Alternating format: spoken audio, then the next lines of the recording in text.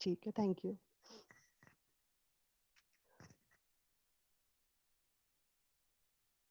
Medical concept of diet, मतलब medicine में या साइंस किस तरह से डाइट को देखता है, भोजन को देखता है ना, कि भोजन हम लोग क्यों खाते हैं।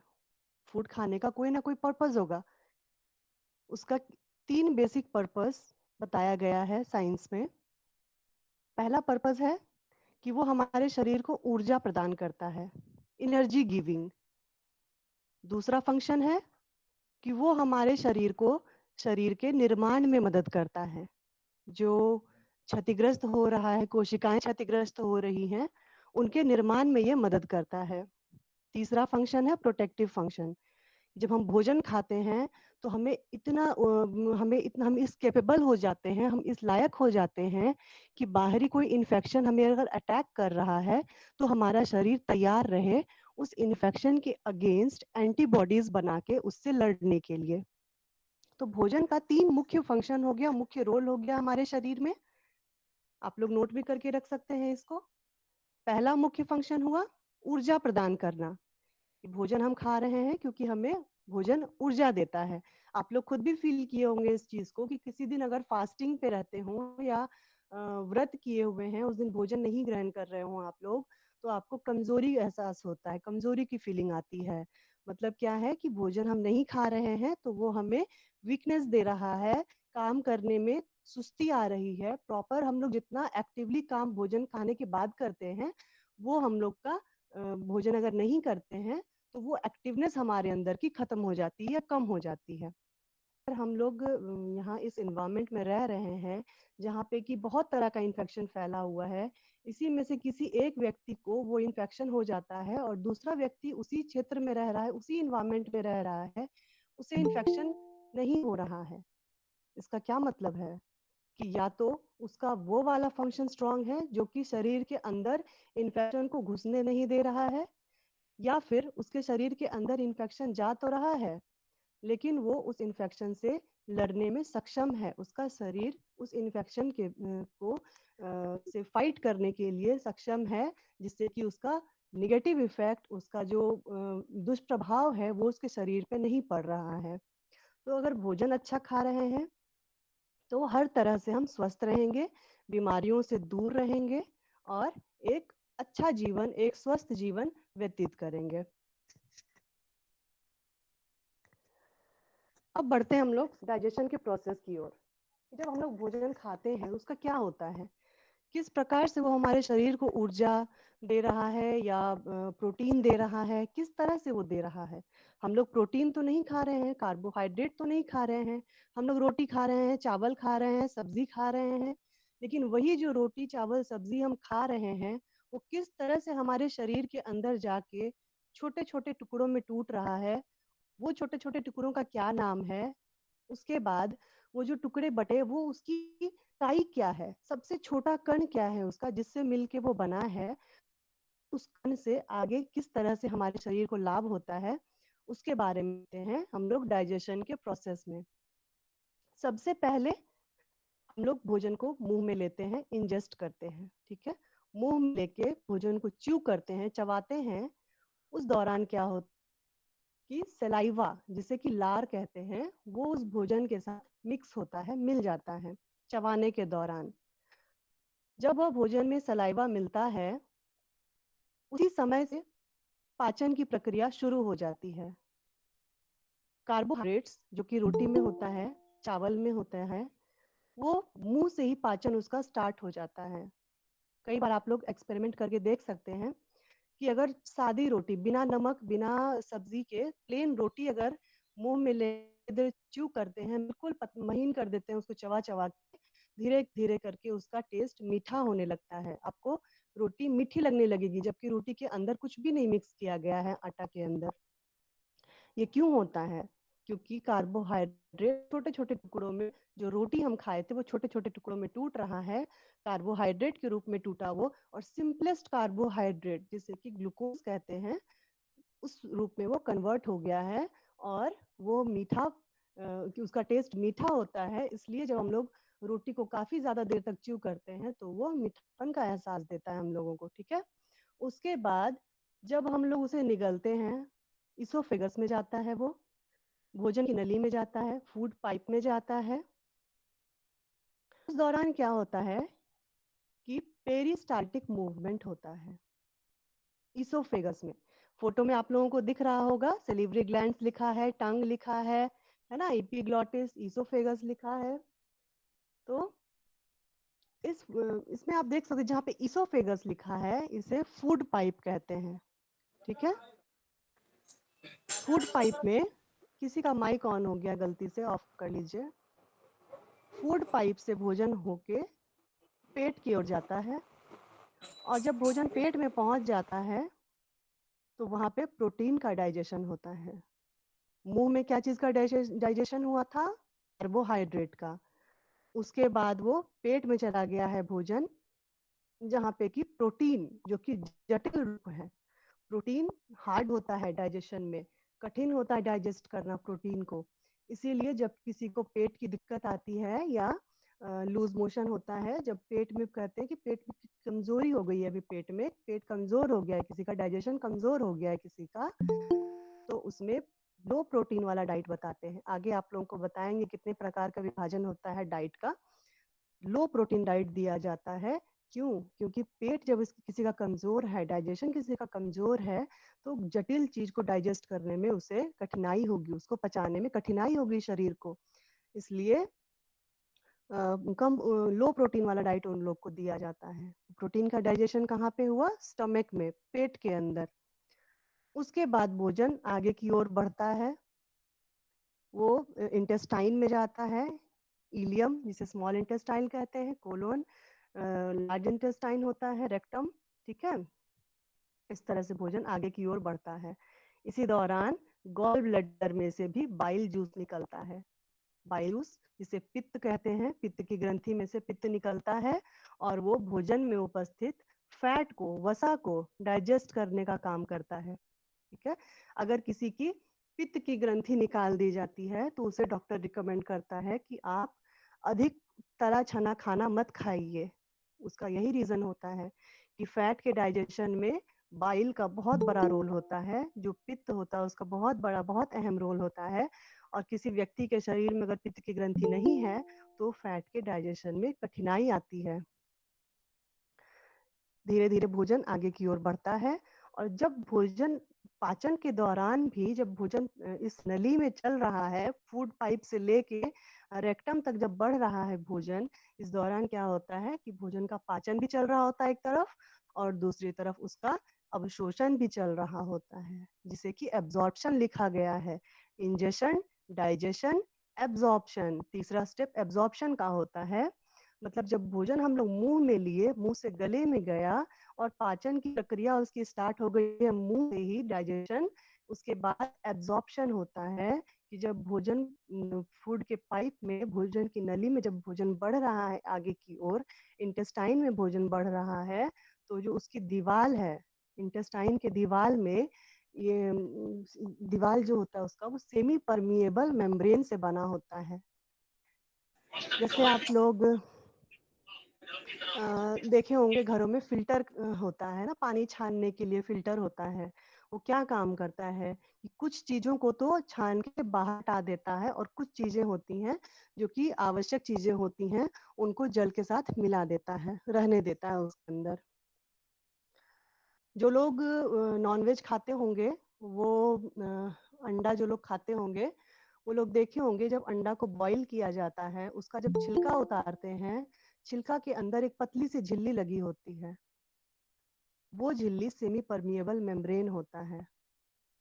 उसका अर्थ क्या है? ऐसी झिल्ली, उसी प्रकार की झिल्ली हमारे इंटेस्टाइन में भी लगी होती है। वो सेमी परमिएबल उसका नाम क्यों रखा गया है? क्योंकि वो परमिएबल तो है, मतलब परमिशन दे रहा है जाने के लिए कुछ पदार्थ को, लेकिन सेमी परमिएबल है। सारे पदार्थ को परमिशन नहीं दे रहा है अपने थ्रू वो पास होने के लिए, वो कुछ ही चीजों को परमिशन दे रहा है कि उस मेम्ब्रेन के बाहर वो जा सके। तो जो हमारा इंटेस्टाइन है उसमें सेमी परमिएबल मेम्ब्रेन होता है, जो कि आवश्यक चीजों को ले लेता है अपने अंदर और अनावश्यक चीजों को इंटेस्टाइन में ही छोड़ देता है। इससे क्या होता है कि जो आवश्यक चीजें हैं, प्रोटीन है, प्रोटीन का जो सिंपलेस्ट फॉर्म है अमीनो एसिड होता है। प्रोटीन जब टूटता है तो अमीनो एसिड बनता है। ठीक है, आप लोग लिख सकते हैं अपने कॉपी में कि प्रोटीन डाइजेशन के बाद उसका अंतिम रूप अमीनो एसिड होता है। उसी तरह से कार्बोहाइड्रेट डाइजेस्ट होता है तो ग्लूकोज, फ्रुक्टोज, गैलेक्टोज, इन इस तरह की चीजों में वो टूटता है, फाइनल रूप उसका होता है ये। फैट जब टूटता है तो ग्लिसरॉल और फैटी एसिड दो चीज में टूटता है। जब ये बारीक बारीक चीजों टूट जाता है तो वो चीजें सेमी परमिएबल मेम्ब्रेन से पार होके चली जाती है अंदर। और अंदर कहाँ जाती है? वहां पे ढेर सारे जो इंटेस्टाइन है उसके ऊपर छाए रहते हैं ढेर सारे ब्लड वेसल्स, रक्त की नलियां होती हैं। ठीक है, वो जब सेमी परमिएबल मेम्ब्रेन से जब ये पोषक तत्व छन के अंदर जाते हैं, रक्त में मिल जाते हैं, उसके बाद रक्त का काम होता है कि वो सारे शरीर तक, हर एक कोशिका तक उन पोषक तत्वों को पहुंचा देता है। और जब सारे शरीर तक, सारे कोशिका तक वो पोषक तत्व पहुंच जाते हैं तो हमारे शरीर को उस पोषक तत्व का लाभ मिलता है।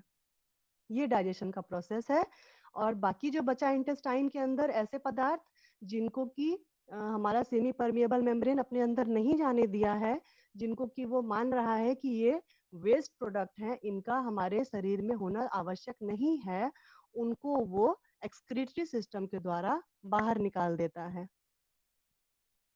ठीक है, C food, milk and dairy products, fat and sugar. फल सब्जियों को एक कैटेगरी में रखा गया है। दाल, दलहन जितने भी हैं या अनाज जो भी हैं उनको एक कैटेगरी में रखा गया है। नॉनवेज सबको एक कैटेगरी में रखा गया है। मीट हो गया, पोल्ट्री, फिश या सी फूड कोई और भी है, उनको एक कैटेगरी में रख दिया गया है। दूध एवं दूध से बने पदार्थ को एक कैटेगरी में, और फैट यानी वसा और शुगर को एक दिया गया है। क्लासिफिकेशन बहुत प्रकार से किया जाता है फूड का। कई लोग इसे 7 भागों में बांटते हैं, कई लोग इसे 5 भागों में बांटते हैं। ये आप पे निर्भर करता है कि आप कौन सा वाला क्राइटेरिया को बेहतर मानते हैं अपने लिए। ठीक है, तो मैंने इस क्राइटेरिया को उठाया है। कई लोग वेजिटेबल को ही 2 कैटेगरी में बांट देते हैं। ग्रीन लीफी वेजिटेबल को अलग कर देते हैं, कंदमूल वाले वेजिटेबल को अलग कर देते हैं। तो ये बस समझने का है। अगर आप इसके बारे में नॉलेज रखते हैं तो अगर फ्रूट एंड वेजिटेबल के बारे में आप लिख रहे हैं एग्जाम में तो उसके अंदर आप सब कुछ को इंक्लूड कर सकते हैं कि फ्रूट एंड वेजिटेबल के अंदर हर तरह की सब्जियां, जैसे ग्रीन लीफी वेजिटेबल, हरी पत्तीदार सब्जियां भी आ गई, कंदमूल वाले सब्जियां भी आ गए हैं, और उसके अलावा भी जितनी सब्जियां हैं वो सबको आप एक कैटेगरी में लिख सकते हैं। ये है फूड पिरामिड। फूड पिरामिड एक एक स्ट्रक्चर है। पिरामिड आप लोग समझते होंगे क्या होता है, कि ऐसा स्ट्रक्चर जिसका कि ऊपर में नुकीला होता है या कम स्पेस होता है और नीचे में चौड़ा होता है, इस तरह के स्ट्रक्चर को पिरामिड कहते हैं। तो फूड पिरामिड बनाने का ये पर्पस था कि जनरल पब्लिक को, कि जो लोग पोषण का ज्यादा नॉलेज नहीं रखते हैं या जो लोग अनपढ़ हैं, जो लोग पढ़े लिखे नहीं हैं, उनको भी पोषण की सही सही जानकारी दी जा सके कि किन चीजों को आपको अधिकता लेनी है, किन चीजों को बहुत कम लेनी है। इस चीज का जानकारी उन लोग को पिक्चर के रूप में दिया जाए, इसके लिए फूड पिरामिड का निर्माण किया गया था। फूड पिरामिड दर्शाता है कि आपको कौन सा चीज डेली डाइट में, ठीक है, डेली अगर आप भोजन खा रहे हैं तो डेली डाइट में कौन सा चीज आपको अधिकता में लेनी है, जो चीज आपको ज्यादा मात्रा में लेनी है उसको नीचे रखा गया है क्योंकि उसको ज्यादा एरिया दिया गया है। उसके ऊपर जैसे जैसे आप बढ़ रहे हैं उसकी चौड़ाई कम होती जा रही है, मतलब वो चीज आपको कम मात्रा में लेना है। इस तरह से करके सबसे ऊपर में रखा गया है फैट्स, ऑयल्स एंड कॉन्फेक्शनरी को। मतलब जितनी भी चीनी वाली चीजें हैं या तेल वाली चीजें हैं, फ्राइड है, ऑयल है, फैट है जिसके अंदर की बटर आ गया, घी आ गया, तेल, सरसों तेल या रिफाइंड ऑयल, जो भी चीज इस तरह का है फैटी नेचर का, वो सबको रखा गया है सबसे ऊपर। मतलब कि उसका सबसे कम मात्रा में कंजम्पशन करना है। सबसे ऊपर रखने का मतलब ये नहीं है कि उसको टॉप प्रायोरिटी दिया जा रहा है। सबसे ऊपर रखने का मतलब है कि उसको सबसे कम स्पेस दिया गया है, सबसे कम स्थान दिया गया है डेली डाइट में, क्योंकि उसका एरिया कम है। जैसे जैसे ऊपर बढ़ते जा रहे हैं पिरामिड में, एरिया कम होता जा रहा है। तो चीनी भी कम बोलता है खाने के लिए, कि डेली आप 3 चम्मच मैक्सिमम चीनी खाइए, उससे ज्यादा चीनी नहीं खाना चाहिए, वरना वो हमारे शरीर के लिए हानिकारक हो जाता है। उसी तरह से तेल के लिए भी कहा गया है, जनरलाइज किया गया है कि घी, तेल, ये सब बहुत कम मात्रा में खाना चाहिए। ज्यादा खाने के बाद क्या होता है, वो हमारे शरीर में एकत्रित होने लगता है। हमारे स्किन के नीचे एक टिश्यू का लेयर होता है, एक चादर की तरह लेयर बिछा होता है पूरे शरीर में, जिसको एडिपोज टिश्यू कहते हैं। वो एडिपोज टिश्यू में वसा अपना स्थान ले लेता है और वहां पे जाके वो जम जाता है।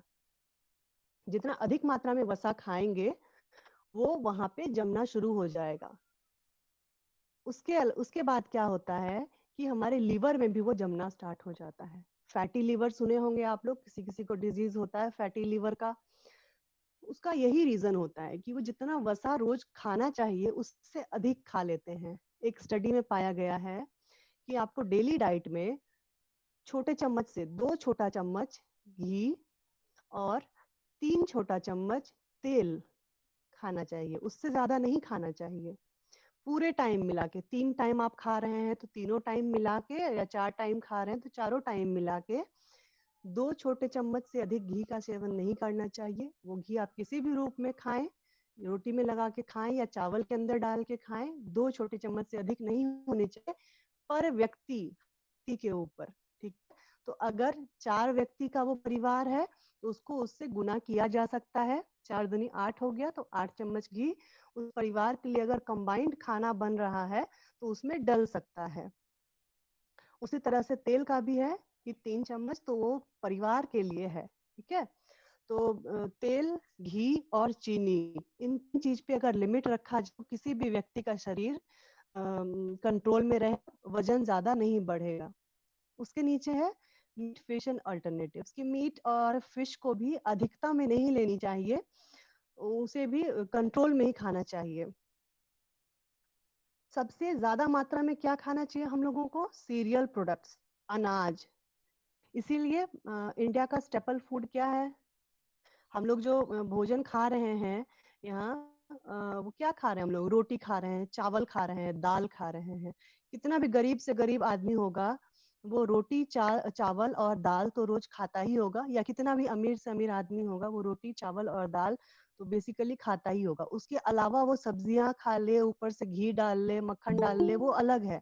लेकिन बेसिक चावल, रोटी और दाल, ये चीज तो सबको मिलना चाहिए। इसीलिए गवर्नमेंट भी जो डिस्ट्रीब्यूट करता है पब्लिक डिस्ट्रीब्यूशन सिस्टम में, तो ये बेसिक रिक्वायरमेंट वाली चीजों को डिस्ट्रीब्यूट किया जाता है। ये बेसिक है और ये अधिकतम में कंज्यूम करना चाहिए हमें अपने डेली डाइट में।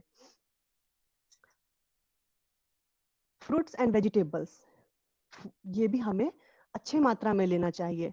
सीरियल्स और पल्सेस के बाद इसी का आता है नंबर, इसी का वैल्यू है कि अगर फ्रूट्स एंड वेजिटेबल्स हम लोग नहीं खा रहे हैं तो हमें विटामिन्स और मिनरल्स नहीं मिल पाएगा। जैसे अनाज खाने से हम लोगों को कार्बोहाइड्रेट और प्रोटीन और कुछ विटामिन जैसे बी विटामिन हम लोग को सीरियल्स में, अनाज के ऊपर के जो लेयर्स होते हैं, छिलके होते हैं, उनसे प्राप्त होता है विटामिन बी। ठीक है। और प्रोटीन, दाल में जितने भी दलहन होते हैं उनसे प्रोटीन की प्राप्ति होती है। और कार्बोहाइड्रेट हम लोग को चावल से मिलता है और गेहूं से भी मिलता है कार्बोहाइड्रेट। उसी तरह से फ्रूट और वेजिटेबल से हम लोगों को विटामिन मिलता है और मिनरल्स मिलता है। विटामिन और मिनरल का बहुत अहम रोल होता है फ्री रेडिकल्स को खत्म करने में। अब फ्री रेडिकल्स क्या है, जैसे ही हमारे शरीर के अंदर निर्माण का काम चल रहा है, क्षति का काम चल रहा है, मेटाबॉलिज्म चल रहा है हमारे शरीर के अंदर, हम बैठे भी हैं तो हमारा हार्ट धड़क रहा है, हमारे अंदर डाइजेशन का प्रोसेस चल रहा है, बहुत सारी प्रक्रिया चल रही है हमारे शरीर के अंदर, ऊर्जा उत्पादन की प्रक्रिया चल रही है हमारे शरीर के अंदर। जब ये सारी प्रक्रियाएं चल रही हैं, समझो कि जैसे कोई मशीन चल रहा हो, है ना, इंडस्ट्री में जैसे मशीन चलती है ढेर सारी, उसी तरह से हमारे शरीर के अंदर भी मशीन चल रही है। जब मशीन चलता है तो क्या होता है, पॉल्यूटेंट्स निकलते हैं, है ना? कहते हैं ना इंडस्ट्रियलाइजेशन हुआ है तो पॉल्यूशन बढ़ गया है। उसी तरह से जब हमारे शरीर के अंदर इतनी सारी मशीन चल रही है तो कुछ ना कुछ पॉल्यूटेंट्स भी निकल रहे होंगे उससे, उन मशीन से। उन पॉल्यूटेंट्स को हम लोग फ्री रेडिकल्स बोलते हैं। ये फ्री रेडिकल्स क्या करते हैं कि हमें बीमार बनाते हैं। हाँ, जैसे कि क्रोनिक डिजीज हम लोग सुनते होंगे कि किसी को डायबिटीज हो रहा है, किसी को कैंसर हो रहा है। क्यों हो रहा है ये सब डिजीज आज के समय में ज्यादा? क्योंकि ये फ्री रेडिकल्स बढ़ रहे हैं शरीर में। कहते हैं ना कि कैंसर का कोई खास कारण अभी तक नहीं मिल पाया है, लेकिन जितने भी स्टडीज हुए हैं उन सब में ये पाया गया है कि फ्री रेडिकल्स की अधिकता होने की वजह से इस तरह की बीमारी बढ़ रही है। कैंसर हो या डायबिटीज हो या कोई भी लाइफस्टाइल डिजीज है, वो फ्री रेडिकल्स की अधिकता की वजह से। और ये क्या करता है, फ्रूट्स और वेजिटेबल्स, ये एंटीऑक्सीडेंट्स प्रोवाइड करता है। एंटीऑक्सीडेंट्स, एंटीऑक्सीडेंट्स का काम होता है कि वो फ्री रेडिकल्स को खत्म कर देता है। ठीक है? तो जब फ्री रेडिकल्स हमारे शरीर में बन रहा है, पॉल्यूशन बन रहा है, तो उस पॉल्यूशन को खत्म करने वाली चीजें हम लोगों को अधिक से अधिक मात्रा में खाना चाहिए, उसका अधिक से अधिक मात्रा में सेवन करना चाहिए। जब फ्रूट्स एंड वेजिटेबल्स अधिक मात्रा में सेवन किया जा रहा है तो वो फ्री रेडिकल्स खत्म हो रहे हैं और शरीर स्वस्थ हो रहा है। इसीलिए कहते हैं कि भोजन हमें बीमारी से दूर रखता है। अच्छा भोजन खाने से बीमारी भी दूर रहता है। तो फ्री रेडिकल्स खत्म हो गए तो स्वस्थ हो गया शरीर। फिर चलते हैं आगे, मिल्क एंड मिल्क प्रोडक्ट्स में। दूध हमें प्रोटीन देता है। प्रोटीन क्या करता है, शरीर के निर्माण में मदद करता है, सेल्स के निर्माण में मदद करता है। और मिल्क से बने जितने भी प्रोडक्ट्स होते हैं वो सब प्रोटीन प्रोवाइड करते हैं। इसके अंदर और भी कई चीजें होती हैं। दूध को कंप्लीट फूड माना जा सकता है। मिल्क है, milk is a complete food. कहते हैं ना कि छोटे बच्चों को और कुछ नहीं बाहर की जरूरत होती है, बस उन्हें दूध की आवश्यकता होती है। उसी तरह से, लेकिन जब जैसे जैसे शरीर बढ़ता है उनके पोषण की आवश्यकताएं बढ़ती हैं। तो सिर्फ दूध, एक बड़े व्यक्ति को, बड़े आदमी को सिर्फ दूध के ऊपर नहीं रखा जा सकता। दूध आवश्यक तो है, लेकिन थर्ड लेवल पे, है ना? सबसे ज्यादा अनाज, उसके बाद सब्जियां, उसके बाद दूध की आवश्यकता है शरीर को। जिन लोगों को दूध नहीं पचता है, उन लोगों को लैक्टोज इंटॉलरेंस की बीमारी कहते हैं, कि जिनको दूध पच ही नहीं रहा है शरीर में, वो दूध पी रहे हैं, उनका पेट गड़बड़ हो जा रहा है, वैसे लोगों को मिल्क प्रोडक्ट्स दिया जाता है। या जो लोग वैरायटी चाहते हैं कि उन्हें दूध पसंद नहीं है लेकिन उन्हें मिल्क प्रोडक्ट्स पसंद हैं, जैसे दही हो गया, चीज हो गया, या पनीर हो गया, तो इस तरह की चीजें उन लोग को दी जा सकती है। इसके बाद है मीट, फिश, या फिर उसके अलावा उससे रिलेटेड जो भी चीजें नॉनवेज हैं वो भी जरूरी है डाइट के लिए, ह्यूमन बींग्स के लिए। क्योंकि जो प्रोटीन हम लोगों को नॉनवेज से मिल रहा है, वो प्रोटीन वेजिटेरियन डाइट से नहीं मिल पा रहा है। अगर वेजिटेरियन से प्रोटीन लेना है उस क्वालिटी का, तो व्यक्ति को बहुत तरह के दाल को मिक्स करके उसके बाद ही कंज्यूम करना चाहिए। जैसे कि सोयाबीन हो गया, राजमा, हर तरह के हाई प्रोटीन वाले दाल को मिक्स करके रोज कंज्यूम करना पड़ेगा। और उस फिर भी वो उस क्वालिटी का नहीं हो पाता है प्रोटीन, जिस क्वालिटी का कि एनिमल के सोर्स से मिल रहा है। जो अगर वेजिटेरियन लोग होते हैं, उन लोगों से भी देखते होंगे आप बात करके, तो वो लोग दूध जरूर लेते हैं। दूध क्या है, एनिमल ओरिजिन का प्रोटीन है। तो जब हम लोग एनिमल ओरिजिन की बात करते हैं तो वहाँ की एनिमल ओरिजिन का प्रोटीन बहुत ही अच्छा होता है। उसमें हर तरह के अमीनो एसिड्स होते हैं, एसेंशियल अमीनो एसिड्स सारे उसमें होते हैं, जो कि व्यक्ति के शरीर के निर्माण में आवश्यक होते हैं। इसके बाद सबसे कम मात्रा में, आप लोग को पहले ही बता दिए कि फैट्स, ऑयल्स एंड कॉन्फेक्शनरीज को लेना है। अभी इतनी बातें हम लोग कर लिए फूड के ऊपर कि कितने प्रकार का भोजन होता है। अब इतना जो भोजन हम लोग खा रहे हैं, ये सब भोजन खाने के बाद हम लोग को क्या मिलेगा? भोजन से हमें पोषण मिलता है। ठीक है? भोजन से पोषण मिलता है। पोषण का क्या मतलब हुआ? पोषण का मतलब हुआ पोषक तत्व, न्यूट्रिएंट्स। पोषक तत्व कौन-कौन से हुए? Carbohydrate, protein, fat, minerals, vitamins और वाटर। जल भी पोषक तत्व है। जल को जनरली लोग इग्नोर कर देते हैं, लेकिन जल भी एक पोषक तत्व, बहुत महत्वपूर्ण पोषक तत्व है। कार्बोहाइड्रेट हमें कहाँ से मिलता है? कार्बोहाइड्रेट हमें अनाज से मिलता है, ठीक है? जैसे चावल हो गया, चावल से कार्बोहाइड्रेट मिल गया, गेहूँ से मिल गया, आलू से मिल जाता है, आलू में स्टार्च होता है, आलू से कार्बोहाइड्रेट मिलता है। कार्बोहाइड्रेट की संरचना जो होती है, वो कार्बन, हाइड्रोजन और ऑक्सीजन है। ठीक है? उसका सिंपलेस्ट फॉर्म जो है, जो टूटता है तो शरीर में जब अंतिम जब एसिमिलेशन का टाइम आता है, जब डाइजेशन आप लोग को दिखाए थे तो उसमें एसिमिलेशन था कि वो शरीर के अंदर जब मिल जाता है, कोशिकाओं में मिल जाता है जाके, तो किस रूप में मिलता है? तो कार्बोहाइड्रेट टूटने के बाद कार्बन, हाइड्रोजन और ऑक्सीजन बनता है। प्रोटीन, प्रोटीन है कार्बोहाइड्रेट का काम क्या है? ऊर्जा प्रदान करना। ठीक है? 1 ग्राम कार्बोहाइड्रेट से 4 किलो कैलोरी ऊर्जा प्राप्त होती है। ये आप लोग लिख सकते हैं, इम्पोर्टेंट है ये। 1 ग्राम कार्बोहाइड्रेट से 4 किलो कैलोरी ऊर्जा की प्राप्ति होती है। उसी तरह से प्रोटीन, 1 ग्राम प्रोटीन से भी 4 किलो कैलोरी ऊर्जा की प्राप्ति होती है। लेकिन ऊर्जा का अच्छा स्रोत जो माना जाता है, वो कार्बोहाइड्रेट को माना जाता है। अगर कोई व्यक्ति कार्बोहाइड्रेट भी खा रहा है और प्रोटीन भी खा रहा है अच्छे मात्रा में, तो उसके शरीर को ऊर्जा कार्बोहाइड्रेट से मिलेगी, ना कि प्रोटीन से।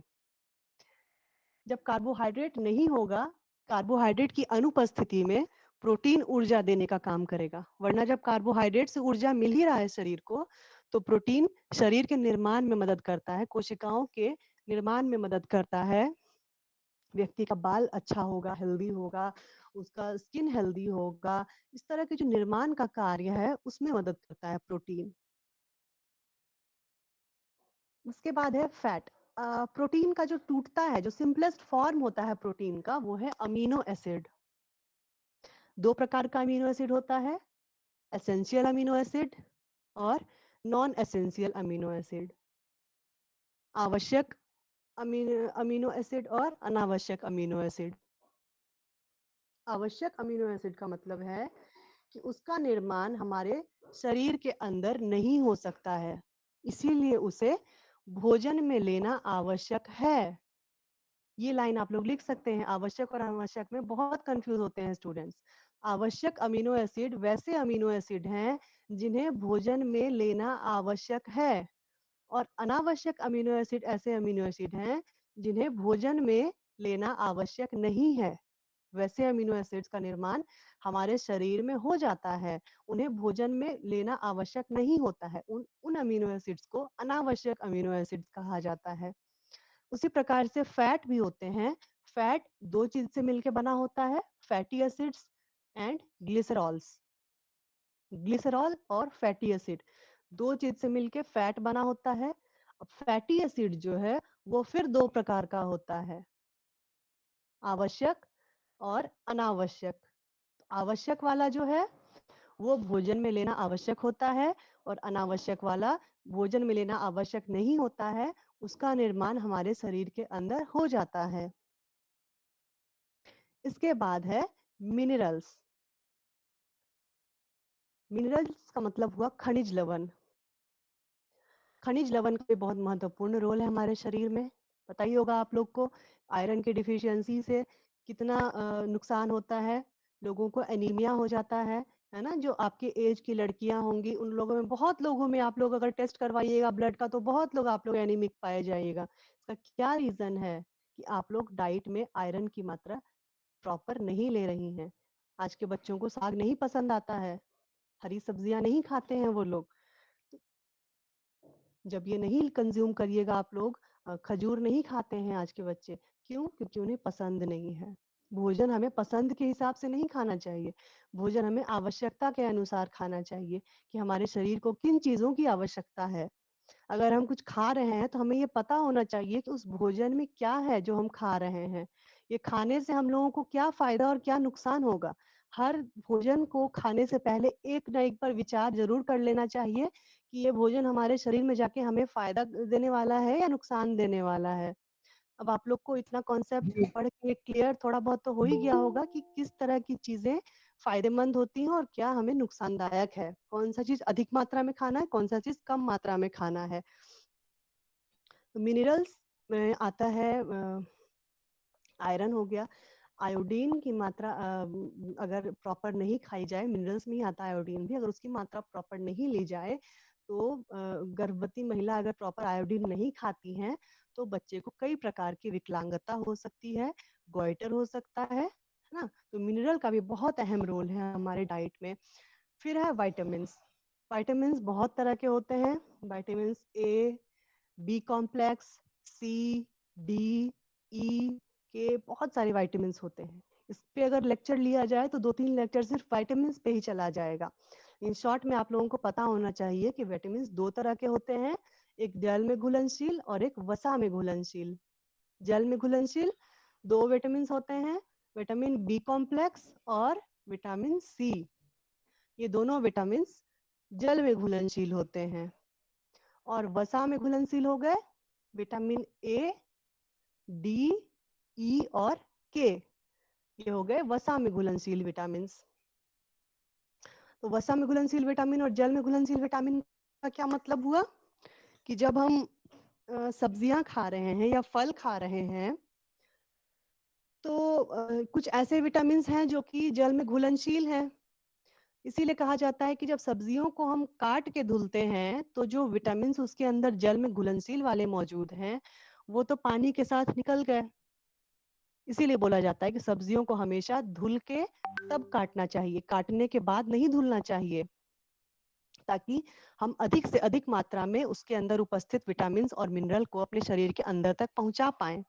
वरना खाने से पहले ही हम लोग उसका बहुत सारा विटामिन लॉस कर देते हैं, धुल के बाहर निकाल देते हैं। ठीक है। तो वाटर सोल्यूबल विटामिन को बचाने का उपाय क्या है? सब्जियों को ढक के पकाना। ढक के पकाने से वाष्प में जो घुल गए वाटर सोल्यूबल विटामिन वो सब्जी के अंदर रह जाती है। अगर कुकर में सब्जी पका रहे हैं तो जो जल में घुलनशील विटामिन जो कढ़ाई में पका रहे हैं उसमें से उसके अपेक्षा कुकर वाली ज्यादा हेल्दी होंगी, क्योंकि कुकर में से वाष्प कम निकल रहा है बाहर, लेकिन कढ़ाई में से वाष्प अधिक निकल रहा है। जब वाष्प अधिक निकल रहा है उसमें घुलनशील जितने भी विटामिन थे, वाटर सोल्यूबल विटामिन, वो वाष्प के द्वारा बाहर निकल जा रहे हैं भोजन में से।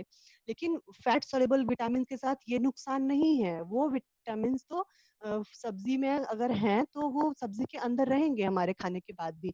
तो जो तेल हम लोग यूज कर रहे हैं, तेल से हम लोगों को फैट सोल्यूबल विटामिन मिल जाते हैं। इसीलिए कहा जाता है कि तेल को हमेशा बदल-बदल के यूज़ करना चाहिए।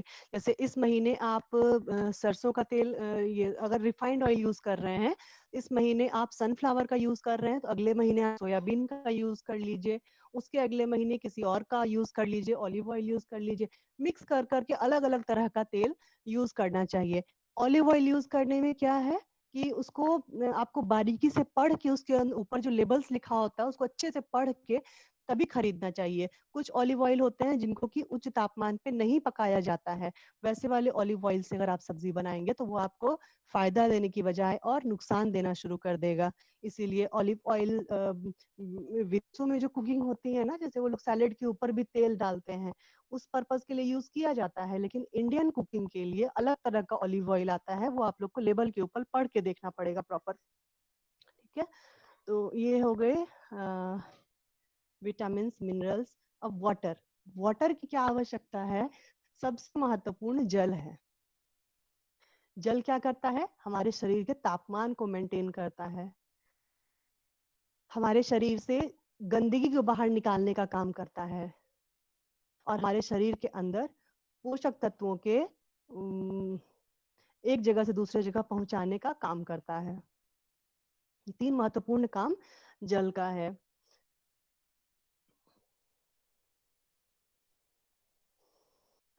अब देखिए, एक्टिविटी लेवल के आधार पे व्यक्तियों का विभाजन किया जाता है 3 तरह से: सेडेंटरी, मॉडरेट और हेवी वर्कर।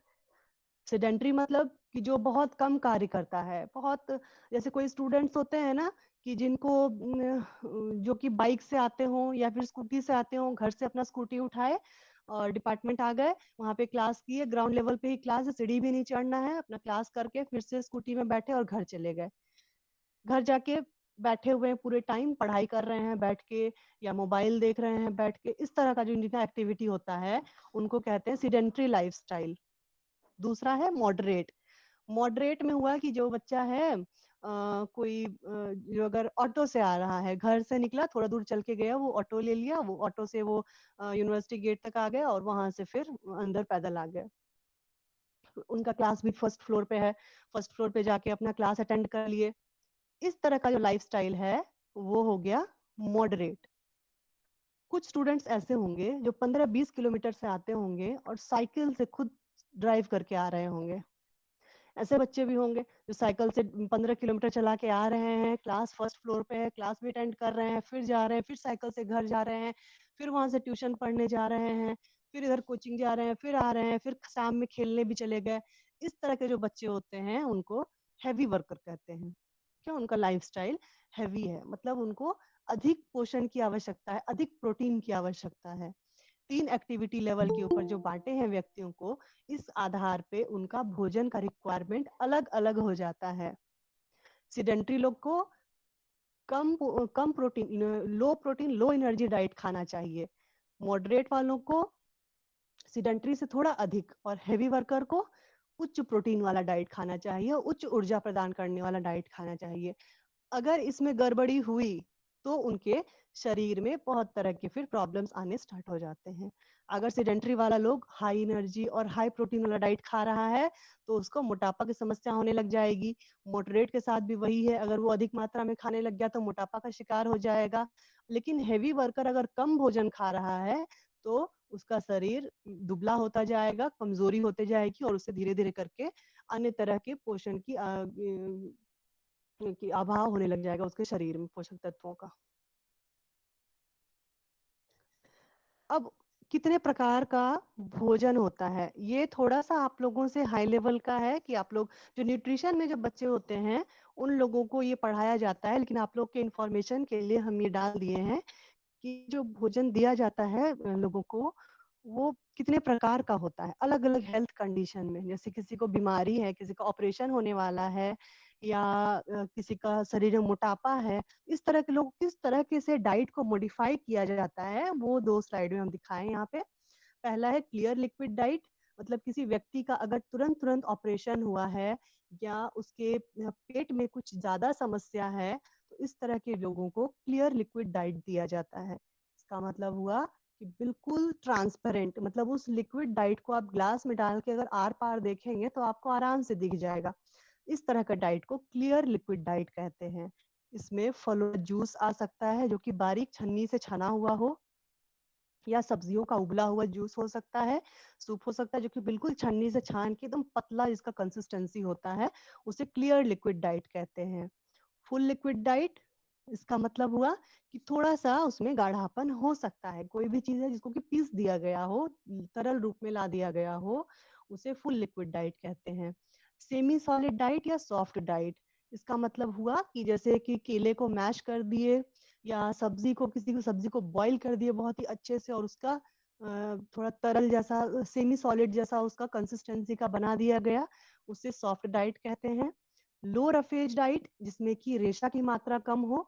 रेशा आप लोग पता नहीं जानते हैं कि नहीं, रेशा की बहुत आवश्यकता होती है हमारे शरीर से गंदगी को बाहर निकालने में। जैसे किसी को कॉन्स्टिपेशन की अगर समस्या होती है तो उन्हें हाई रफेज डाइट दिया जाता है, हाई फाइबर डाइट दिया जाता है, और जिनको अगर लूज मोशन की समस्या है तो उन्हें लो रफेज डाइट दिया जाता है। हाई फाइबर डाइट हम लोग अभी चर्चा कर लिए। उसके बाद है ब्लैंड डाइट। ब्लैंड डाइट का मतलब हुआ कम तेल मसाला नमक, सब कुछ कम रहेगा उसमें, उस डाइट में मसाला बिल्कुल नहीं रहेगा, नमक भी हल्का रहेगा और तेल भी बहुत कम मात्रा में रहेगा। ऐसे डाइट को ब्लैंड डाइट कहते हैं, सादा भोजन कहते हैं। ये इस तरह के पेशेंट को दिया जाता है जबकि अगर उनको कोई अल्सर या कुछ इस तरह का दिक्कत पेट में हो तो उन लोगों को ब्लैंड डाइट दिया जाता है। ये खुद भी समझ में आ जाएगा आप लोग को नाम से कि अगर अल्सर है किसी के पेट में, अगर घाव है मान लीजिए, उसके ऊपर अगर नमक मिर्च मसाला डाल दिया जाए तो उसमें कितना जलन होगा। किसी भी घाव पे इमेजिन करके सोचिए कितना जलन होगा उसमें। इसीलिए जब भी किसी के पेट के अंदर इस तरह का घाव या किसी भी जगह पे इंटेस्टाइन में अगर किसी के घाव हो गया हो, उसको अल्सर कहते हैं। उस कंडीशन में लोगों को मसाला बिल्कुल नहीं दिया जाता और नमक भी कम मात्रा में दिया जाता है। उसको ब्लेंड डाइट कहते हैं। हाई प्रोटीन डाइट, जैसे अभी हम बात कर रहे थे कि जिनका एक्टिविटी लेवल ज्यादा होता है, जो ज्यादा काम करते हैं, उनको हाई हाई प्रोटीन डाइट दिया जाता है। लो प्रोटीन डाइट मतलब कि जिनको किसी इस तरह की समस्या है कि प्रोटीन का डाइजेशन नहीं हो पा रहा उनके शरीर में, उस हालत में उन्हें लो प्रोटीन डाइट दिया जाता है। या किसी को किडनी डिजीज भी अगर है तो उन्हें लो प्रोटीन का डाइट दिया जाता है। हाई कार्बोहाइड्रेट डाइट, जहाँ पे ऊर्जा की आवश्यकता अधिक होती है। जैसे कोई दुबले पतले लोग हैं, उन्हें मोटा होना है, तो उन्हें हम लोग हाई कार्बोहाइड्रेट हाइड्रेट डाइट देंगे। लेकिन कोई अगर मोटे लोग हैं, उन्हें दुबला होना है, उन्हें अपना वेट कम करना है, तो उन्हें हम लो कार्बोहाइड्रेट डाइट दे देंगे। फिर है हाई फैट डाइट, सेम उसी की तरह जैसे पहले हम डिस्कस किए कार्बोहाइड्रेट का, वैसे ही फैट का। ठीक है, हाई फैट डाइट और low fat diet. High fat diet उन लोग को देंगे जिन्हें की वजन गेन करना है, और जिन्हें घटाना है उन्हें हम लोग लो फैट डाइट दे देंगे। 1 ग्राम कार्बोहाइड्रेट 4 किलो कैल दिया, 1 ग्राम प्रोटीन 4 किलो कैल दिया, 1 ग्राम फैट 9 किलो कैलोरी ऊर्जा देता है। तो जब वजन किसी को घटाना होता है तो उसे सबसे पहले हम लोग फैट घटाने के लिए कहते हैं, क्योंकि फैट अगर 1 ग्राम घटा रहा है तो उसके शरीर में ऊर्जा की मात्रा 9 किलो कैलोरी घट जा रही है। नेक्स्ट है सोडियम रिस्ट्रिक्टेड डाइट, मतलब कि सोडियम नहीं देना है। कैसे लोगों को मना होता है सोडियम? जिनको हाई ब्लड प्रेशर होता है, उस तरह के पेशेंट्स को नमक कम दिया जाता है, लो सोडियम डाइट दिया जाता है। डॉक्टर्स भी रिकमेंड करते हैं कि किसी का अगर बीपी बढ़ा हुआ है तो उनको दवा शुरू करने से पहले डाइटरी मॉडिफिकेशन करके देखिए।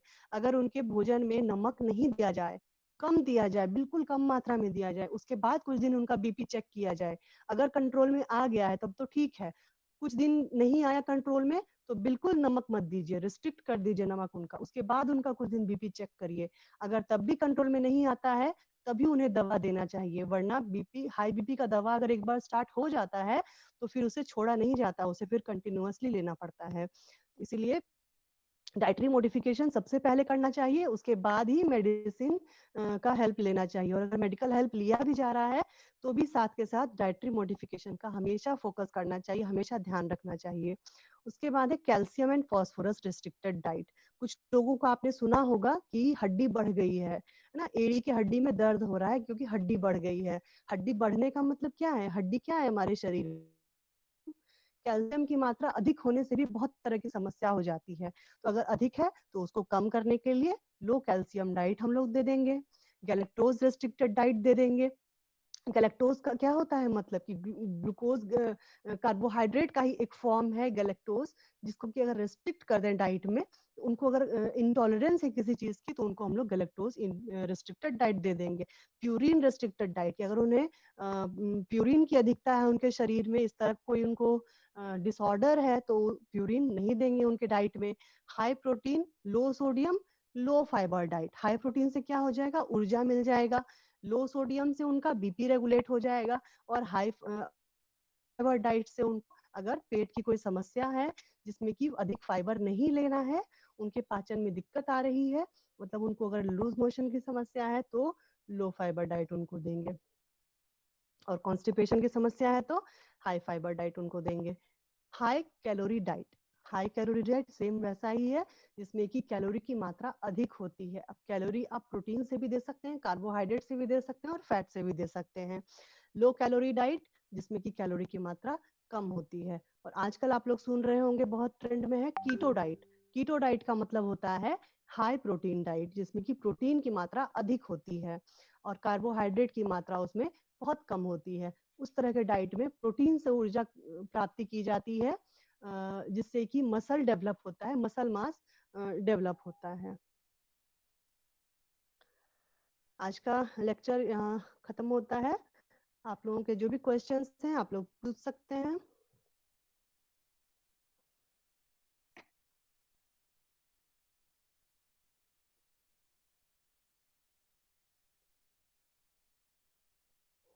किसी का कोई सवाल है?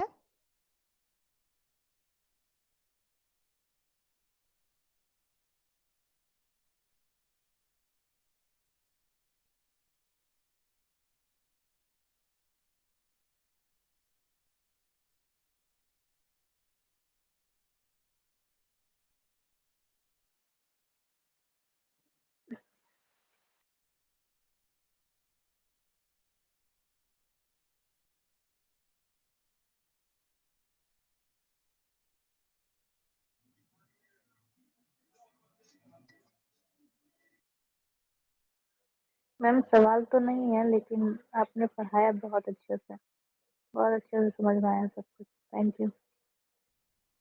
चलिए, थैंक यू। बहुत अच्छा लगा सुन के कि आप लोगों को समझ में आया मेरा टॉपिक।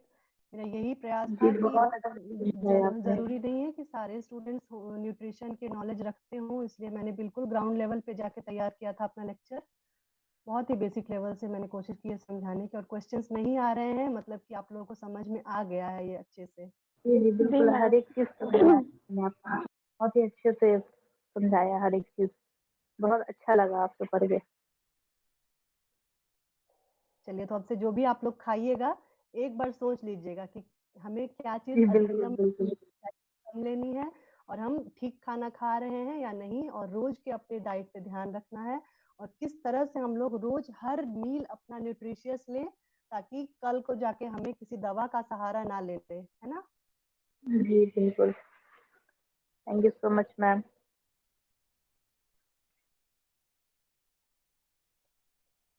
कल का हमारा लेक्चर यौगिक डाइट के ऊपर है, जो कि बिल्कुल कॉन्ट्राडिक्टरी है मेडिकल कॉन्सेप्ट ऑफ डाइट से। तो कल अलग माइंडसेट से हम लोग को बैठना है पढ़ने के लिए। कल कुछ नई जी बातें समझ में आएंगी हम लोग को। ठीक है। ओके। आज अगर आप लोग का डाउट क्लियर हो गया है, कोई कंफ्यूजन नहीं है, तो मीटिंग से लेफ्ट कर जाइए आप लोग एक एक करके। जी ओके।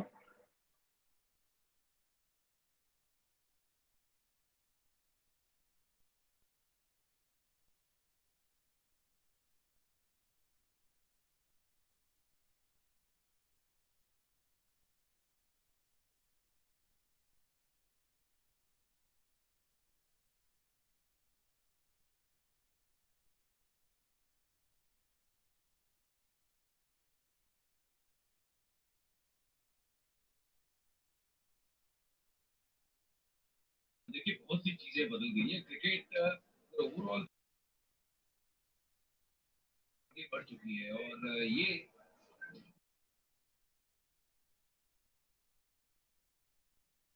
ठीक है गणेश जी, हम भी अब लेफ्ट हो जाते हैं।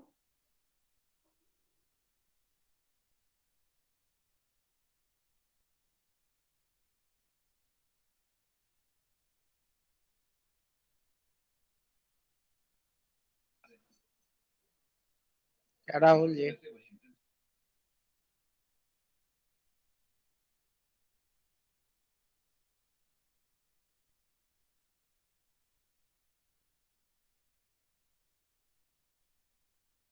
तीन विकेट चटकाए और राहुल जी क्लास क्लोज हो गया।